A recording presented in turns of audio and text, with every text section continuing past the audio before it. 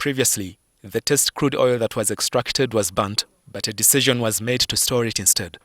According to the Uganda National Oil Company, there are currently just over 45,000 barrels of crude oil that has been in storage for 8 years, and Uganda is expected to commercialize it soon. We have completed the process of evaluating the best bidders, and we have compiled this report that we shall be submitting to the Minister of Energy and Mineral Development for her to make announcements. Who is the best evaluated bidder? Government has been sourcing for a buyer who can transport the crude oil and use it safely without endangering the environment. A number of local bidders were considered in the bidding process, and according to a source familiar with the arrangement, it is likely the crude will be bought by a local manufacturer, and it will be used from within Uganda as an energy source. We have to ensure that even the communities are not affected by the process of transporting this crude. So it has been a rigorous process. Our crude is at about 51 degrees for it to be able to flow into the bituminous.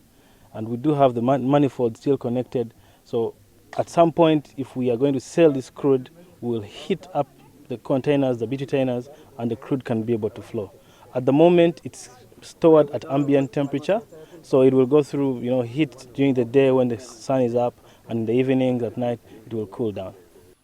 As of now, the price of crude oil is about $56 a barrel, meaning that if the 45,000 barrels were to be sold today, the Uganda National Oil Company would collect about $2,520,000. In the event that an enabling final investment decision is made for companies to start development and production of oil, Uganda's crude oil is expected to be transported by a pipeline to the Tanzanian port of Tanga. The highly specialized pipeline, which will cover 1,443 kilometers, is a $3 million project for which government and stakeholders are still sourcing funds. A corridor for the 24-inch pipeline with 6 pump stations and 27 heating stations has been mapped out already.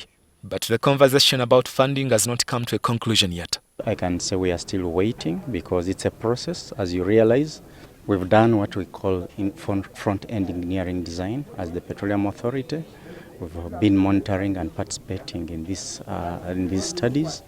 Aside from the pipeline, construction of the other infrastructure like the airport and roads is ongoing, with Kasemene International Airport at 31% progress. And this is the first phase of the airport. So if funds allow, it will increase in the infrastructure. It is going to have a cargo terminal, a passenger terminal, a control tower, the apron, a firefighting station, and a fuel station, and some housing units within it. Altogether, the country's oil sector is expected to boast of some $20 billion in value.